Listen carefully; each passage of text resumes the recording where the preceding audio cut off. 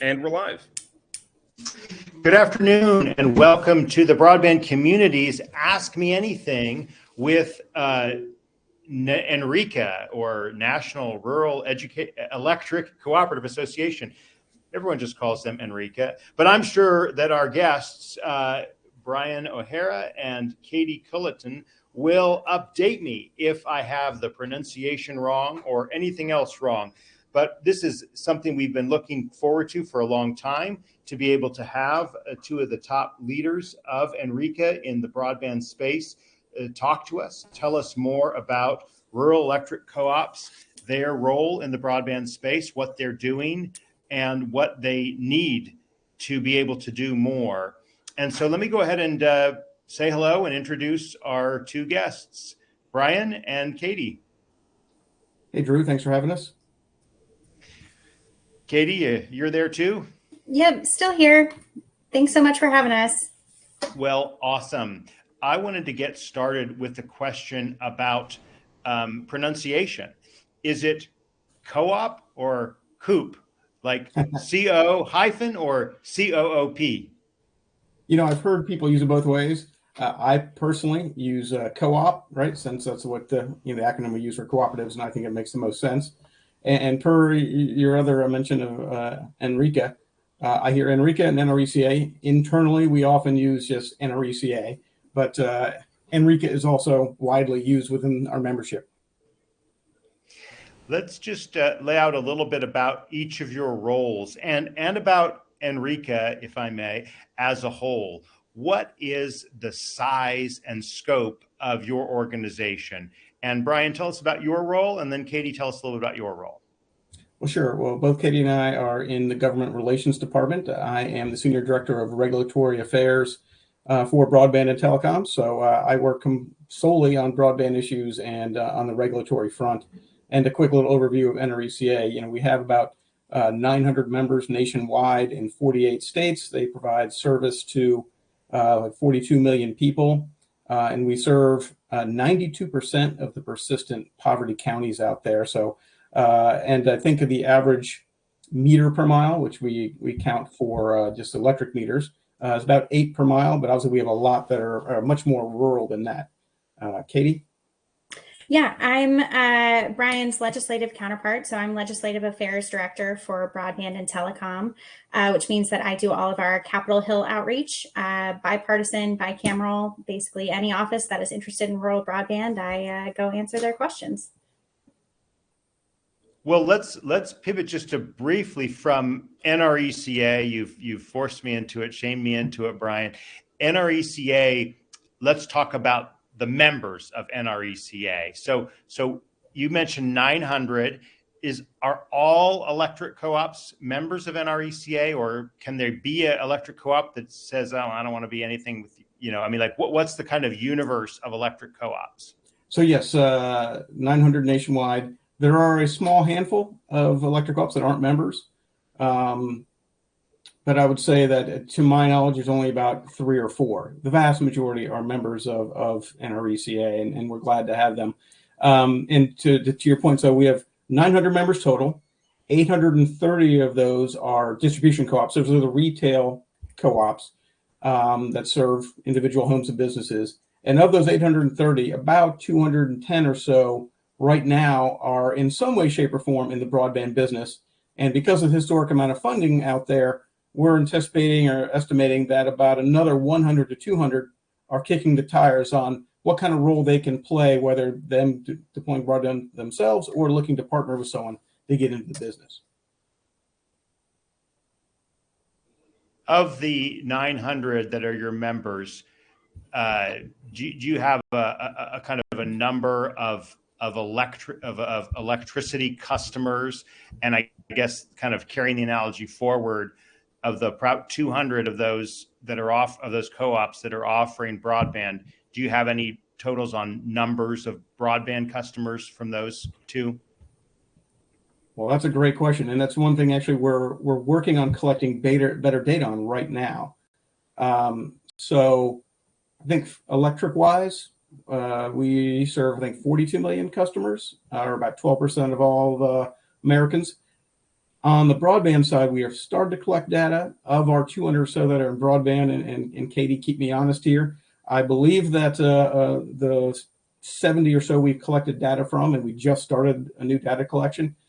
We serve about 500,000 customers with broadband. And obviously, once we get the better data and get more of our members to respond and figure that out, that number is definitely going to grow. What about state associations? We've heard obviously and been and interacted with some of the state groups. What role do they play, and how do they sort of fit into the NRECA kind of pipeline and interaction process?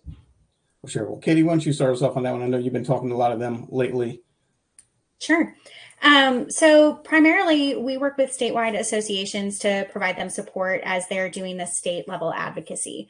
So up here in DC, I focus primarily on federal outreach and the federal programs that are coming out. And we partner with and help to support our statewide organizations as they work on issues coming before their various state houses.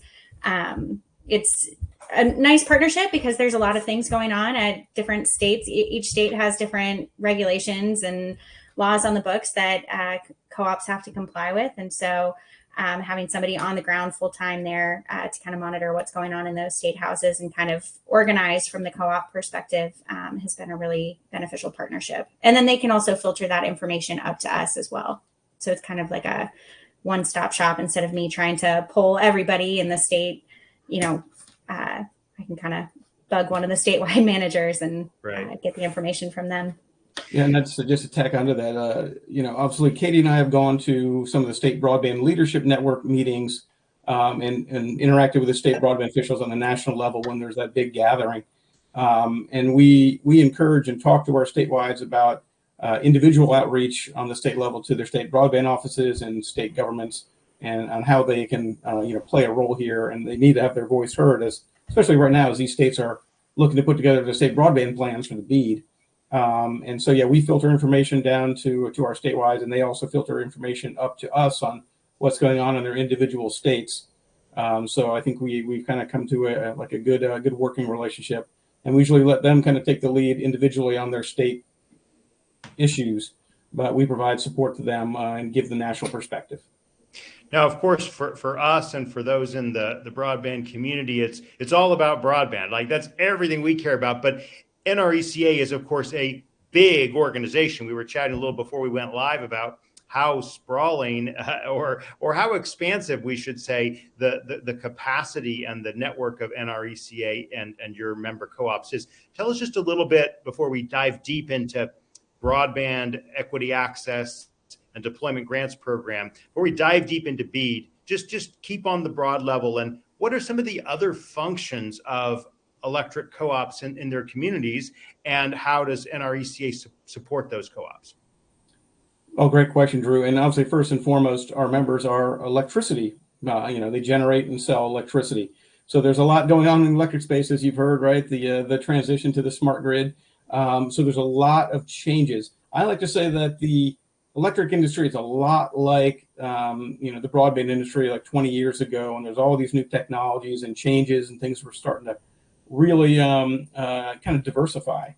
We're starting to see that more on the electric side, and because before just be like they just produce a lot of energy and shoot it out over wires. Right now, right, they're managing that network, and what's really required that is all the distributed energy that's going on out there. Like, your house could have a solar panel on it, right? That doesn't just power your house. Sometimes that goes back on the grid and can help your neighbors or help that. So the distribution of that power more efficient and to bring on all these renewable sources has really made a lot of the co-ops think differently.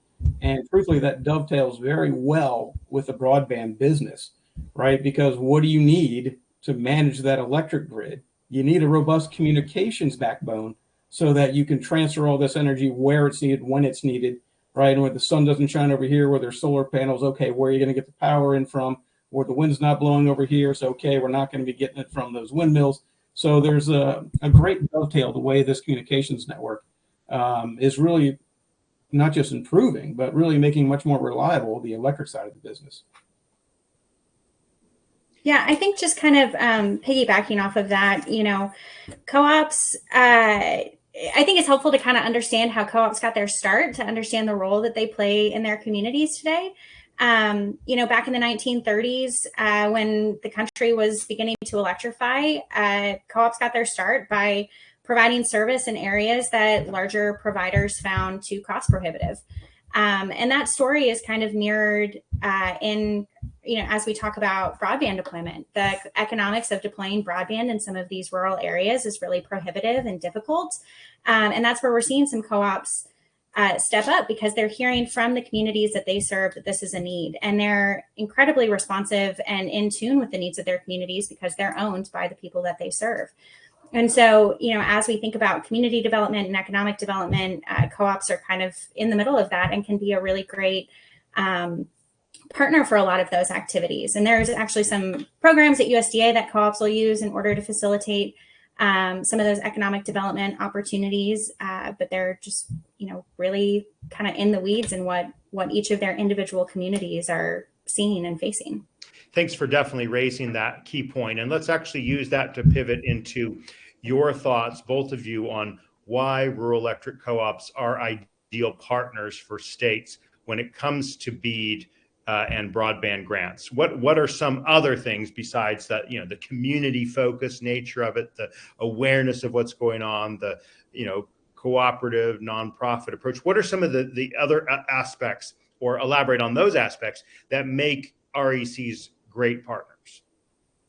So that's a good question. I mean, you hit on some of the big ones, Drew, right? I mean, we're in the community, we're part of the community, but also, for the most part, our members are first and foremost trying to serve their customers, right? Their owners. Many are going outside of electric service territory after they've built out to their co-op members. And when they're doing it in their own membership, they have an intimate knowledge of the area, of the infrastructure, and of their customers, right? I mean, because they've been dealing with these people for a very long time on the electric side. So they know what their needs are. They know, for the most part, usually what other infrastructure is there. The fact that they own the poles, they just know who's attached to it. So they sometimes will be able to say they know what's not served, right? Well, they live in the community too. So just that level of knowledge for a service area compared to, let's look, if you were a national player coming into an area, like, you probably would not have that kind of detailed knowledge, intimate knowledge of the community like a locally owned and operated company would. And really, you kind of hit on it, but the way we say it internally is, it really is about the cooperative business model more than anything else, right? Because we like to say, co-ops put people before profits. We're not worried about, appeasing Wall Street and getting the returns we need. All we really care about is making sure that our members have a robust broadband service that they can use, and it's reliable. Because that means economic development for our communities, which then in turn, right, should lead to prosperity for the community, for the co-op, both on the broadband side and the electric side.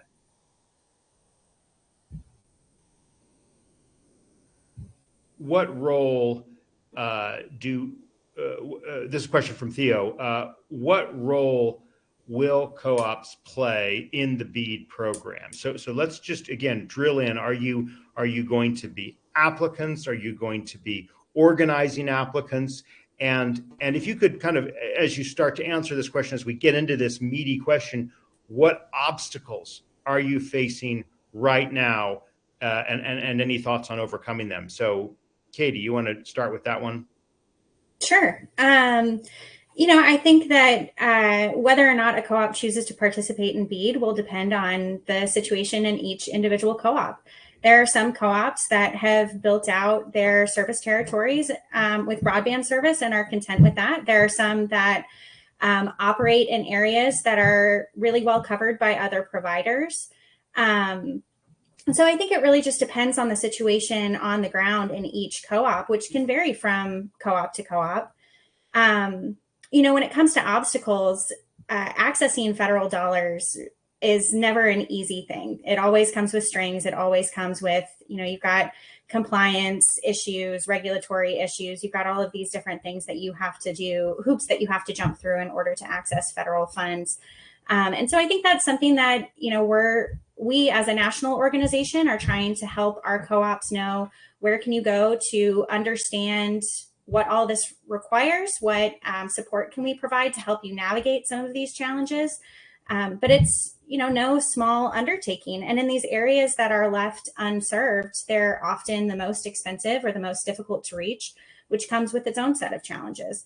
So I think that, as we look at BEAD, this is a tremendous opportunity for any provider who's looking to get into the business or looking to help build out and connect those in rural areas that don't currently have access. Because this is a historic amount of funding that Congress has made available, but it's not just oh, great, I'll sign up and we're done. There's a lot of other things that kind of go into making that decision. But does NRECA plan to put in applications itself, or working with others? Like what's the role, particularly like the clearinghouse role? And I'll ask more on that just now. But what's the kind of organizing role that either a state association of co-ops or NRECA as a whole will play in this process? Brian? So we've been educating our members, right, on the requirements of what's going on here. So first, let me step back and look at some of the other programs in the infrastructure bill. NRECA has created bidding consortium for some of the electric programs that were part of the IIJA. But on the broadband side, because our members are kind of all over the map there, we did not create a consortium. And I see we do have members that are banding together and creating their own little small consortia within their states or just with neighboring co-ops. And we do expect that to happen in BEAD as well. And actually, we might even see more of that. But really, like I said, what we say in the building is if you met one co-op, you met one co-op. They can all be very differently situated, right? So when we looked at those consortiums, where we were at the time, there was so much diversity that we just didn't see that we would have the capacity to pull everyone together. So what we are doing is just trying to educate our members as best we can on what our members should be doing. And like I said, in certain states, they have a great relationship, all the co-ops, and they've been talking amongst themselves. We have some electric co-ops that they just don't want to get into the business, but they want to help their consumers, their members. And so maybe they're talking with the neighboring co-op who's in broadband and say, hey, we'll help you deploy, but you be the ISP. So there's all these new kind of partnerships that we're seeing pop up now. And also I'll say it's been quite an evolution since I came on board, and I'm coming up on my 6th year here at NRECA. When some of the co-ops first started getting into broadband, there was a couple partnerships. Some of them didn't go so well. So then there was this drive for several years for we need to do it ourselves. Now again, in more recent years, there's been more of a drive to be like, okay, I don't need to be the end all be all. There are people that I can partner with out there, and to kind of spread the risk a little bit. And why do I need X expertise if I can talk to the telephone co-op down the way that I happen to have a good relationship with, and maybe they can help me out, and they have expertise, and I don't need to replicate that. So we're starting to see a bunch more models. I think BEAD, to your point, is they encourage some partnerships and things in the program, and obviously the states are encouraged to go out far and wide and to talk to non-traditional providers like electric co-ops. So I think, and we've been encouraging folks to have discussions with anyone and everyone in their communities about how to tackle this.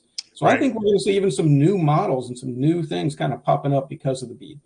It's interesting to see that perspective, even in a 6-year time frame, that you've kind of gone from partnering to running it yourself and now open to partnering. And let's kind of keep drilling into this question. Dan Lubar of a wireless internet service provider asks, can and should rural electric co-ops become a clearinghouse for federal affordable connectivity program? Okay, so this is obviously a different aspect than BEAD, but the Affordable Connectivity Program was supercharged in its funding through the Infrastructure Investment and Jobs Act, another 17 billion into that. And there's obviously a huge push to get more people out there aware of it. Could you speak to that and broaden your answer, if you would, please, not just to the Affordable Connectivity Program, but how do you see partnerships taking shape? Let's talk a little more about what it means to work with the the local telephone co-op or another type of internet service provider on a BEAD grant project? So I'll start off there, and Katie, please help me out. So once again, we see partnerships across the board. I would say most of the time when you see our members partnering, first it's with other electric co-ops. Next, it's with a small local, either telephone co-op or small commercially owned small local telco, right? Just because they have that local connection.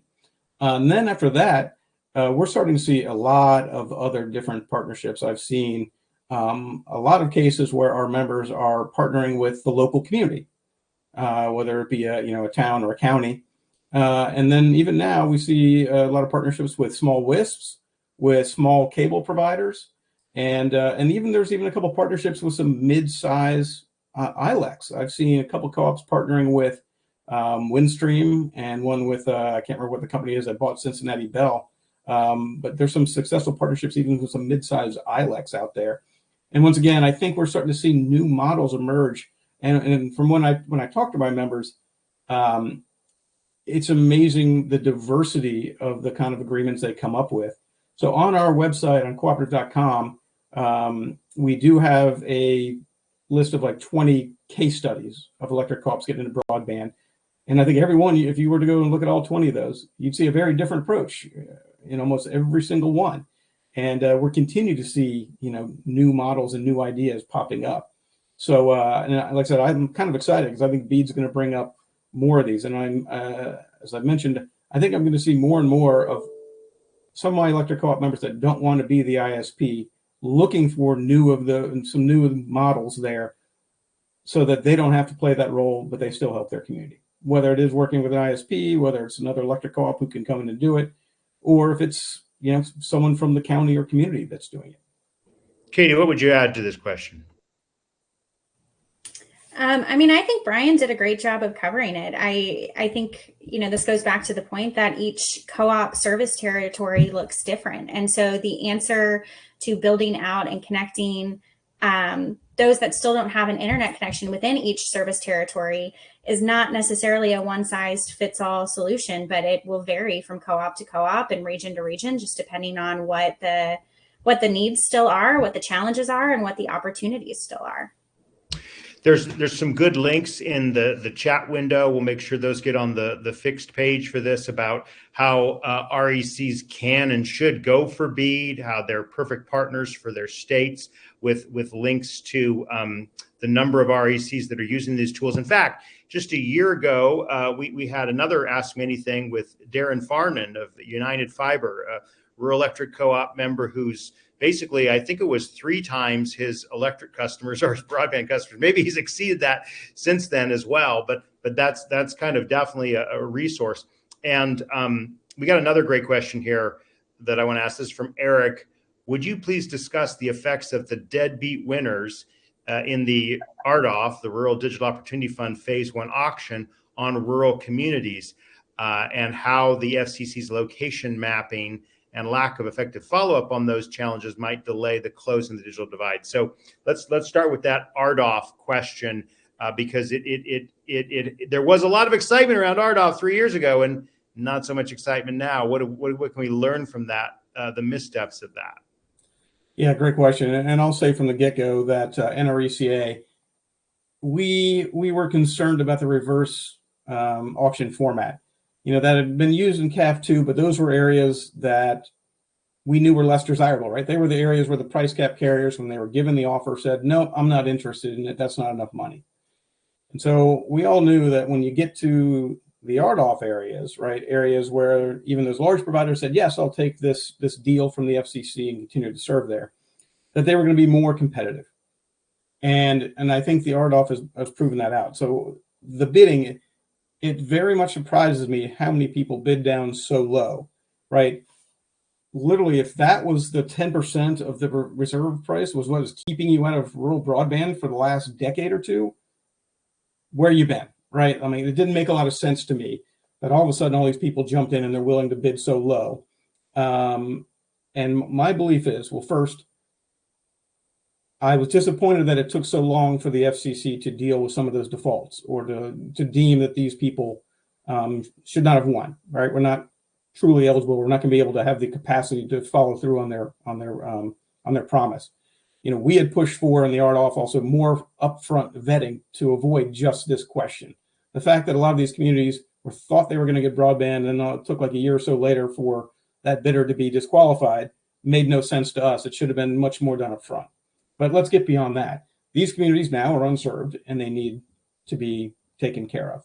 So luckily, the FCC did at least soon enough that the BEAD is here. If the BEAD wasn't here, this would be a totally different story. These communities would be left behind for Lord knows how long. But also my concern is there's a lot of other folks that won in the auction that were approved, and some of them are touting saying, oh yes, well, we're ahead of schedule. But I think all those companies are going to obviously the easiest areas first. And when it gets down to those really rural communities, it could be 2 homes per mile. My members are skeptical that these guys are ever going to do that part of the build. And that's going to take 6, 8 years for the maps to prove this out and for us to work through RDOF.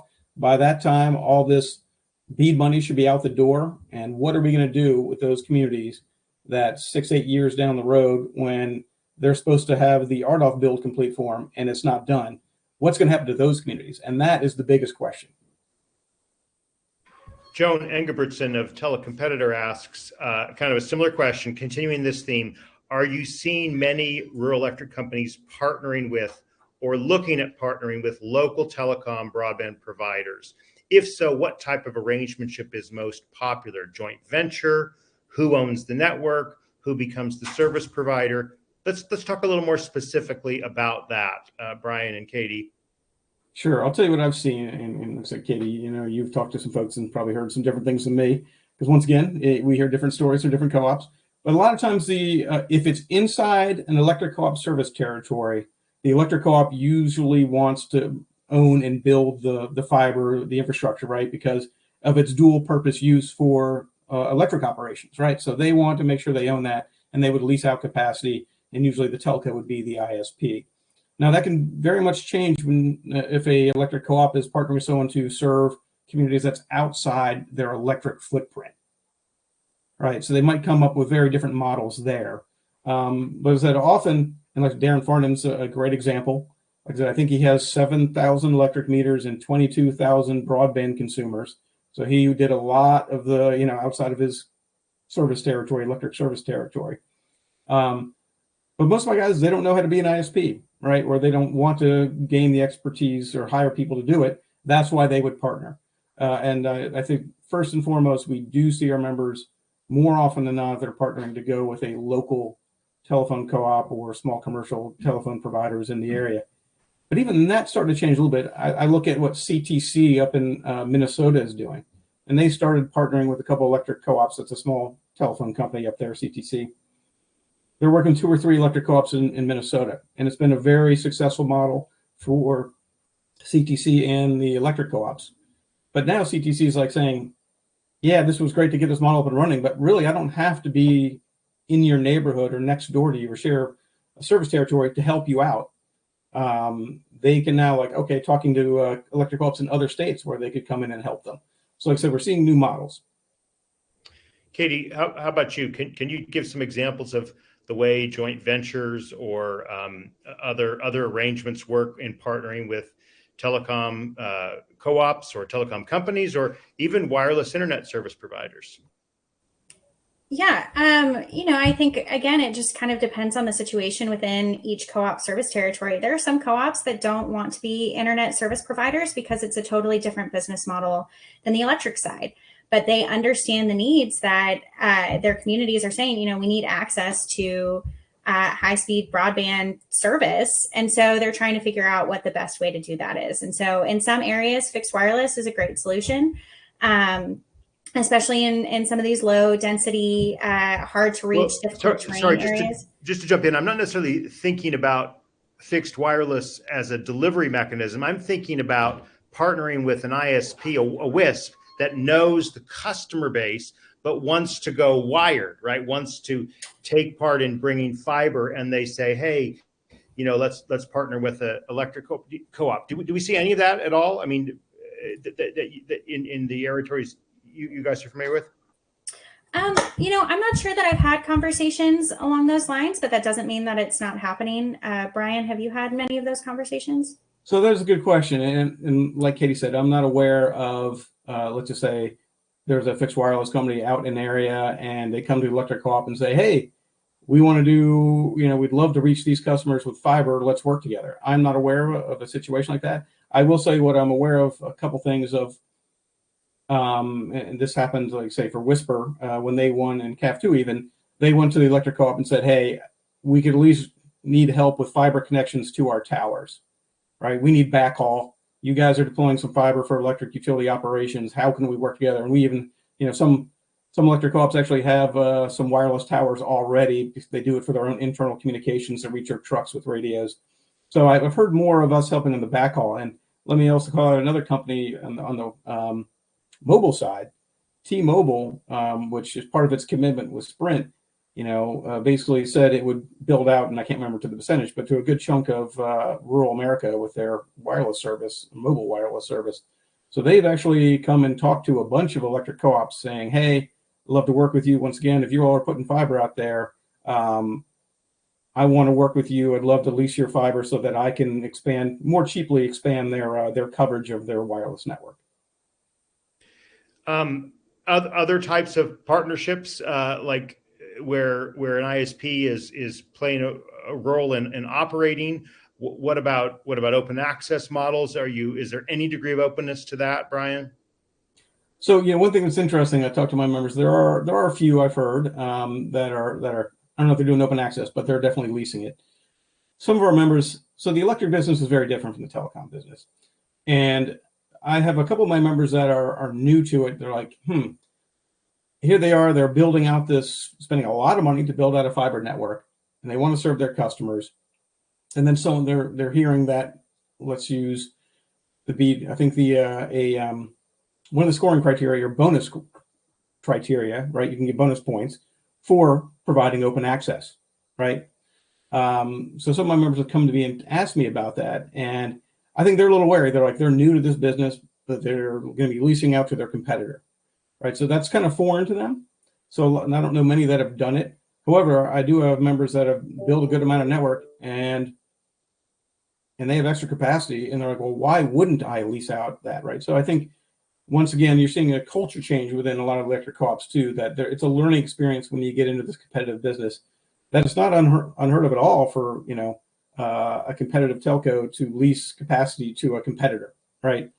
That's gone a little bit foreign on the electric side for the most part, or has been. And that's all starting to change now, once again, with the smart grid too. So that just goes to, like I said, a little bit of a different perspective and mindset when you get into this new business for some of our members. We have a great question here from Bryce Keithley. Who or what does NRECA or electric co-ops go to when they have technical questions about implementing fiber optic networks? These could be technical, operational, marketing. What organizations are the best resources for NRECA or your members who maybe aren't they're electric people. They've been doing these wires, but they may not have as much experience in the telecom operation side. So who are the resources that you all and your members turn to? So that is a good question. So first I'll say that we do have some internal knowledge here. We have a business technology solutions department. They're mainly been helping our members with new smart grid technologies that they could implement. They don't have as much expertise, but they're looking to gather that potentially on the broadband side. Probably say first and foremost, NRTC basically was jointly founded by NRECA and NTCA to help telephone and electric alphabet soup. No, just kidding. Yeah, I know it's a lot of soup. You're 100% right. Say them again, just to make sure we got them straight, though, Brian. So NRECA, the electric co-ops, and TCA, the telephone co-ops, those associations, we jointly, back, I can't remember when it was, before I was around, created NRTC, and which is it is a co-op, but it's a technology co-op. So it helps co-ops, both electric and teleco/broadband, with technology issues. And they were, if you all might recall, they started and run and operated the old Wild Blue satellite back in the day. Before that got sold, I believe, to Viasat. And NRTC is also probably, I think, the single largest reseller of Verizon minutes, because a lot of the rural telcos use them and buy minutes through them, so they have a wireless play. So they're one of the key ones, but there's some other consultants, at least for the electric co-ops, some big ones that the main ones we hear they get used. Connexon, Vantage Point, I mentioned NRTC, Fiberrise. Those are some of the bigger ones that have been working with our members and helping them. But as far as like the in-depth tech, yeah, I mean, the main equipment vendors that my members use are AdTrain or Calex, and those guys actually provide some good service there too, and information on the tech side. What about on mapping and resources to help kind of lay out potential networks and applications? Obviously, we got some great resources on broadband.money, broadband grants for co-ops, but other places that your members or you all turn to. Yeah, and there's a number of vendors out there. I think, like I said, you guys are one. We've had discussions with broadband money in your mapping. We've talked to Ookla. And I know they provide some good service. And some of the other ones, I know even NRTC recently purchased, I think it was Fiber. Can't remember the name of that company, but the fiber company as well. Locator. Yeah, fiber locating company. And so there's a bunch of them out there. And actually, I feel that this is an area that there's probably even more out there that haven't really dealt with co-ops that often. But now, as we emerge, we're seeing more kind of come. So we were just down at our annual meeting in Nashville a couple of weeks ago, and it was the largest trade show we've had ever. And part of that is because the growth in broadband has brought a whole new set of vendors and interested parties in working with the electric cooperatives.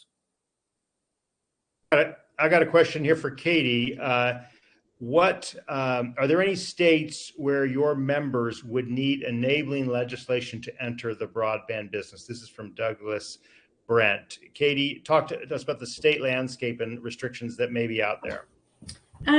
Brian, correct me if I'm wrong, but to my knowledge, I don't think that any states have laws on the books that prohibit co-ops from offering broadband.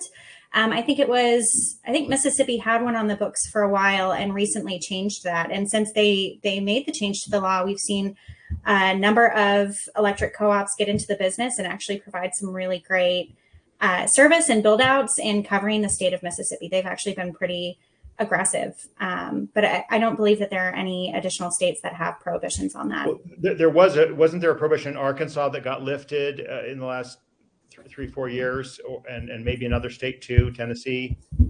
So Katie's right that as far as what's on the books now, I don't think there's no prohibition. There are a couple states that still have some restrictions. So Tennessee limits electric co-ops to only serving their electric co-op service territory. North Carolina, I think, they can serve broadband within outside 2 miles of their electric service territory. You're right, Arkansas had some rules. I cannot remember. A few other states, like the co-op, would have to jump through a lot of hoops to go to the State Public Utility Commission to get approval to get into broadband. So I know at minimum, like 18 to 20 states have changed their laws to specifically give co-ops, electric co-ops, the authority to get into broadband. In most of the other states, the authority was basically the statute was silent. Obviously, these statutes were written long before broadband was ever even envisioned. And most co-op statutes said you can do electric or other similarly situated services. And most states have interpreted that to allow electric co-op to get into broadband. Some states still do like to, or electric co-ops, when they get into it, like to go to their state and get the clarity from the law. I'd say one of the bigger problems we have a lot of times as far as legally is the easements, right? Everyone likes to think, oh, electric co-ops, they have poles, they have all the rights of way and easements. It's easy. Not necessarily, right? Vast majority of times, our easements would only apply to electric service. So as an example, let me put out, if an electric co-op is not in broadband and was going to deploy fiber on all its poles, it could do that with a snap of a finger, not a problem, because it's all for electric operations. But the second that some retail broadband went across that fiber, well, that could be outside their electric easements and they can be sued. That's what happened to Show Me in Missouri. They got sued. I think it was like 70 million that they lost, and I think they got that reduced on appeal. But they lost a lot of money. And so dealing with the easement issue, that almost always has to be dealt with through state legislation. Like I said, about 18 to 20 states, almost the same number that have given co-ops the authority to get a broadband, have passed legislation to adopt this this easement relief. And it's up in other states now that are having this problem. Right. Right. There's, of course, another issue on pole attachments that's before the FCC. I don't want to take us way into detour, but do you have anything to say on, in general, on how to get kind of pole attachments in a way that makes it easier for people to build broadband out? Yeah. Well, so the first thing I'll say is my members that are getting the broadband have to treat their broadband subsidiary the same way they treat any third-party attacher. And one of the problems my members always have is sometimes these large national providers come in and want to dictate the way things are going to go. Like, I'm going to attach, here's what I want to pay, and this is what I want to cover with Make Ready. Let's just say it doesn't go over well. And this could be, in some cases, there's a lot of these providers that have been not the best players in the first place. So we had a co-op that did a whole audit of all its poles and found, I think it was like 30,000 illegal attachments and, like 100,000 violations of the National Electrical Safety Codes. And these are the people that then wanted to come in and put new lines on. And it's like, well, there's a lot of problems here. Let's get some of this stuff fixed up. And the one thing I always say is there was complaints about the cost for this, but Make Ready is not cheap. This is a pole by pole determination, right? Each pole could be of different age, or maybe a car hit one and it's compromised. It's a lot of work. And the cable industry especially has come after electric utilities and co-ops as, saying that the pole attachment and pole replacement is like a profit center. And I can guarantee you it's not. Poles are a lot of work. They're extremely costly. There's no profit been made off a pole ever. If there was a profit to be made in poles, some enterprising third-party company would have come over and bought up all the poles from electric utilities and leased them out to make a profit. But that has not happened in the history that I'm aware of. I mean, you see, the example I like to use is like American Tower and Crown Castle, right? At least one I think is turned into a REIT now, but they realize they can make profit off of building towers and leasing it out. You do not see that on the distribution pole side. Interesting comparison there. We got a great question from Rick Usey. If an REC enters the broadband business, whether federally funded or not, are they required, because they're a co-op, to deploy broadband to every REC customer, even in some areas they may that may already have a competing broadband provider? What are your thoughts on that? So Katie and I, we've discussed this one. It depends on the state law. So Tennessee, they have to treat every single one of their electric members the same. So if they're deploying broadband to some of their members, they're going to have to deploy it to all of them. Not every state is that in the governing statute for the co-op, but I will tell you that that is the co-op mindset, right? So if a member of ours is going to get into broadband, they would like to treat all their members the same. Now, are they going to put some of these folks at the end of the line, right? When they're looking at their phased-in approach, like, okay, those guys already have broadband. I want to take care of my members that don't have any first. That's usually what they're doing, right? And then deal with the areas that there might be competition down the way. So I wouldn't say that's totally across the board, but I would say that, well, I've never heard of anyone who is not going to serve all their co-ops the same, their co-op members. It's just a matter of the timing. But that it has been a reason why some have not gotten into the business, right? Some have said, well, 2/3 of my service territory has decent broadband and like 2 or 3 choices. It's the back third, the final third that doesn't. And how can I get into this business? And because they would want to treat all their members the same. So that's where they're trying to find those unique partnerships that Katie and I have been talking about, where maybe those 2 providers that are in that more dense sort of area just didn't have enough incentive to deploy there. So if the co-op were to deploy fiber, for its electric operations purposes, then maybe one of those ISPs would want to lease it out. One thing to mention here too is that when it comes to federal funding, there's actually a number of different prohibitions that happen against overbuilding. So if a customer already receives internet service, or if there is a provider already providing service at or above current federal definitions for broadband, you can't use federal funds to, Congress calls it overbuilding, but to build a network that duplicates that service. Well, and are those requirements the 25.3 standard? Because if they are, 25 megabits down, 3 megabits up, then they're just going to be underserved by the IIJA's own definition. So it depends on which federal program is providing funding for these areas.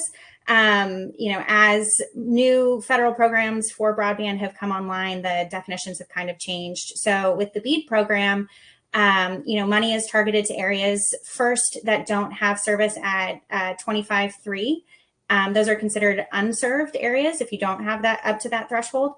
And then the money will be directed to areas that don't have at least 100 over 20. Those are considered underserved. So for the sake of BEAD allocations, when, the FCC broadband map is finalized and the NTIA will use that to calculate how much money each state will receive, they're going to use the number of unserved and underserved locations at those speed thresholds to calculate the amount of money that each state will get. And it gets kind of complicated and wonky from there. But so it just kind of depends on which program we're talking about that could be used to build out these broadband networks, is the short answer. And I'll say, Katie's 100% right. And we've been concerned about this. We have pushed for, we thought some of the earlier programs, 100, we think symmetrical is what's needed, right? What we're afraid of, Drew, is we're going to see some applicants come in and provide the minimum level, right? Let's just say it's 100/20. And then let's say 5-10 years down the road, everyone's bandwidth use has gone up. And then where are we, right? They're going to come back scrambling, coming back to Congress looking for more money. If we're going to invest now, we have the amount of money, let's invest in the best network we can get so we don't have to come back and do this again, right? So I know the FCC is now proposing to finally update the minimum definition of broadband, right? And 25.3 is so outdated. That was set in 2015. The world's very different now. So I remember, I think it was like 6 months ago or more, maybe last summer, that Chairwoman Rosenworcel said, okay, let's look to do this. She said they were going to look to start a proceeding in which they would set in the shorter term 100/20 as the minimum definition with a kind of pathway to get up to, I think, a gigabit down and 500 megs up. But I haven't seen anything from them on that. And, our take is, once again, 100/20, it's a heck of a lot better than 25.3, but is it enough? Right? And we would say that we think the minimum should be 100. And I know some people say, well, that's not tech neutral, but I've been reading right and left how the cable industry, right, their DOCSIS 4.0 is going to make it a competitor to fiber. And let's look at the RDOF auction or fixed wireless, right, which some of my members use fixed wireless. The FCC found it worthy for fixed wireless to bid in the gigabit tier. We disagree with it, but right. They said, okay, if you can provide a gigabit down and 500 up, which was the requirement of the gigabit tier, you probably could provide 100, right? So I don't see what the problem is. I think it would be technology neutral. Let's get some number questions out here. Number one, what is the number of the 900 co-ops minus 200 working with that you expect to go in and begin to offer broadband either by themselves or with others? Let's just, again, hazard a guess. How many of those 700-ish are going to go the broadband game over the next 5 years? Brian, Katie? I think that there are a number of co-ops who are currently doing feasibility studies. I think we could see another 100 to 200 think that this is a good idea or be hearing from their consumers that this is something that's still needed. Yeah, so as Katie hit it, right? So we think about 210 or so are in it now, and we think as much as 200 more on the high end could get into this. I think what's going to happen, though, what I'm hearing, this is all about grassroots effort. When you talk to my members, why they got into broadband, it's usually because their community, their member owners came to them and said, no one else is doing this, help us. Now you have some co-ops that have jumped in the fray and they're doing it and they're being successful. And you got the neighboring co-op members saying, well, why aren't you helping us for their co-op, right? So there's a little push there for these others to get up. That's why I think we're going to see more and more partnerships amongst electric co-ops together. Like I said, maybe the neighboring co-ops like, listen, that's not my thing. I don't want to do it, but I'm already deploying some fiber, good amount around my area for electric operations. Neighboring electric co-op that's in broadband, if you want to help me out, then let's work something out. What percentage of those are going to go the open access model? I know we talked about that a little bit, but we do have a question from Larry Morrow on this. Do you have any sense of how many would use such a model? So that's a good question. I don't know if I can answer that right now, but there are definitely some. There's some I've heard that have been kicking the tires around. These are ones that are looking into it now.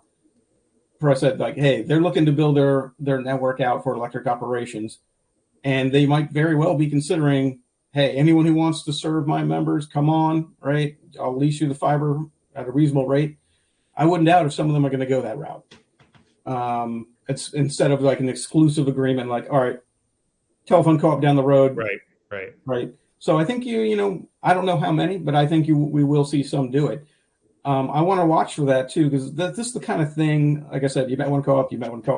So when we get these examples, right, and I don't know of one yet, but we want to make sure everyone's aware of it and can talk to those folks. One thing that co-ops do, they love to share information amongst themselves and how they do things and how it's going. So I'm waiting for one of those models to emerge. So then we would love to have like webinars or, the things that you do, Drew, here to help advertise that, get the word out, let people know. And the more that gets out there, I think the more we would see others trying to follow suit. I want to also go back to a question. Actually, it's a second question that Dan Lubar asked, and it has another element here. He highlights that what is more important to rural electric co-ops when it comes to replacing, he frames it in terms of lost revenues on the electricity side. And then he asks, is it offering last mile broadband services or are RECs simply going into middle mile market? What do you have any reaction to these questions about kind of the revenue side and how broadband, last mile or middle mile or other things helps kind of broaden out the financial picture for electric co-ops? Yeah, so I'll start there and then let Katie add on. My take here is that once again, it's co-op to co-op. We do have some areas where the electricity usage has been going down, right? Maybe these rural communities have been losing population. Maybe they've lost their industrial base or something. And so, they're seeing declining revenues on the electric side. That's one of the main reasons you see a lot of the smart grid applications, right? That can really help reduce when you get to capacity going the other way, like, all right, I have more demand. How do you deal with it? Well, first you could build more generation, which is difficult and expensive, or you could be more efficient with how your electric grid operates.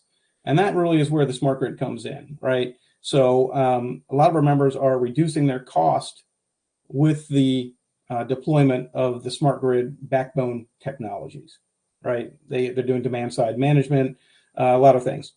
And yes, I would say when you talk to our members, I would say they do see revenue diversity as one of the reasons, or even just one of the reasons they get into broadband, or they lease their fiber to someone else, right? Whether it be middle mile or last mile fiber. But that's down the line. It's still like, I think of the survey I've seen, maybe number 4 or so is why they would lease out fiber or get into broadband is revenue diversity. We do have a good amount of areas where their electric usage is going up. So, the revenue diversity isn't quite as needed there, but there is still a demand for broadband. So like I said, it's really kind of very different. But then again, as I said, if you're deploying this fiber out there, primarily for your electric operations, then why wouldn't you look at how you can also bring in additional revenue off of that asset? Because whether it's a broadband or for electric, it's expensive to deploy. Katie, any additional thoughts you have on that? I think Brian did a great job of covering it. Well, we've got about 5 minutes, but we still have a bunch of questions, and I want to give you each a chance to offer some maybe final thoughts and guidance that RECs and others should be aware of, particularly in dealing with their state broadband offices. But let me just kind of ring through a couple more of these. Adam Puckett asks for RECs that are considering finally becoming an ISP at this critical moment for broadband infrastructure, what are the biggest pitfalls to be aware of? So the one that hits me is the easement issue, right? And they should all be looking at their state statute, as you brought up. Like, I don't know of a state that prohibits them, but some states do require their electric co-op to create a separate subsidiary. They're going to get into broadband. In several states, and I think it's correct, there's not a bad thing at all. They make sure to prohibit any cross subsidization between the electric and the broadband side, which is fine. So they have to look at their state enabling statutes and the easement issue, because there's a couple states where the easement issue is becoming a problem, and it could slow down the deployment of someone who's won some grants. Tacking on to that, Mike McCarthy asks, with our weather events getting more extreme and causing prolonged outages by downed poles, is there more of an emphasis on undergrounding wires? So there is. No surprise to anyone that's on this call, it's a lot more expensive sometimes to underground, right? We have members that are doing all the above, right? They may be doing aerial on the existing poles, maybe they have to replace poles, or they're doing underground. Let's look at certain states. Let's look at Florida, or say the Texas along the coast, where you have a high chance of hurricanes. Yeah, members are much more likely to underground there or use alternative poles, not just wood poles, right? Some steel or concrete or whatever that may be able to withstand heavier winds or floods. So there's no one size fits all, but yeah, the whole reason really for the smart grid is to improve reliability and to talk to, if a pole goes down and takes down the broadband and electric lines, right, then hopefully the smart grid can reroute the electricity so the outage isn't as bad. And also we're much more easily able to locate the downed poles and replace them quickly. So there's a lot of benefits to broadband for the electric grid as well. Katie, we talked a little earlier about the farm bill process that worked its way through on the Capitol Hill, and I understand there's more coming in future farm bills. Do you have any thoughts on kind of this other track of broadband funds that impacts co-ops directly? Yeah. So this year is what we call a farm bill year. The most recent farm bill will expire in September. And so Congress is currently working through what the next farm bill is going to look like. And this is a 5-year reauthorization of a number of USDA agricultural support programs. As part of that, one of the discussions that will probably be a pretty robust discussion on Capitol Hill is what the future of broadband funding at USDA looks like. The Reconnect program is one that, in our opinion, has been pretty successful in helping to connect some of these rural communities. And USDA has a different perspective on rural issues than some of the other federal agencies out there. It's the only federal agency that is uniquely focused on rural America and supporting rural in general. So what the future of Reconnect looks like and some of the other broadband programs at USDA will likely be a discussion, especially in the context of, just continuing to connect rural constituents who still do not have access to a broadband connection. What is that going to look like? Well, the time has flown by, and there's still questions out there which we're not going to get to. But one of the great things to be aware of is, make sure to discuss them on the platform, right? And we have a little profile of Katie and Brian that's linked to this page. This can be a forum where people can continue to engage on these questions. So while the chat questions, we'll want to make sure get over onto the page here. But let's give each of our guests an opportunity to maybe close out. Let's start with you, Brian, on what is it that got you interested in the rural broadband question? You obviously worked at other organizations before joining NRECA 6 years ago. Tell us just a little bit about what this means to you personally. And Katie, same for you. I'd love to hear a little bit about your growing up in a cornfield experience and how that impacted your desire to get higher quality broadband for rural America. So thanks, Drew. So don't hold this against me, folks. I've worked most of my career in rural broadband, but I'm a city boy. I was born in Washington, D.C. and grew up across the river. And, not to give away my advanced age, but the 96 Act was not long around the time I graduated from college. And it was a growing area and it was exciting. And so that's what kind of drew me into broadband. And then when I got into the rural side of it, or started to learn the rural side of it and the co-op side, that's what really drew me in. I really liked just the mission purpose of co-ops, both telephone and electric. And I'm very proud that I've worked a good chunk of my career on their behalf. Thank you. Katie. I actually went to college in the middle of a cornfield in Indiana, and so struggled a bit with some of the connectivity issues that I know are, I'm not the only one who has struggled with, but, after graduating from this rural university, I found myself in DC and ended up actually working for a member of Congress from a rural state, handling their telecom portfolio. Kind of fell backwards into it and ended up falling in love with the issue. And it was a member on the Ag Committee, so I became pretty familiar with some of the USDA programs on broadband and how our communities use that. And so then when the opportunity came up to work for NRECA and its members, I just thought it was a great opportunity, and that's kind of been my journey. Well, again, our time has expired. Let's continue this discussion online. Next week, Friday at 2:30, we're going to have David Tate and be able to address his questions. And then the 2 weeks from then, we're going to have State Broadband Officer Ernie Holtree from Indiana. And then 2 weeks after that, we're going to have Vineeth from Louisiana. On behalf of all those in the broadband community, and our guests, to whom we're really grateful, Brian O'Hara and Katie Culleton, I'm Drew Clark. We'll see you next Friday at 2:30 Eastern Time. Take care, everybody.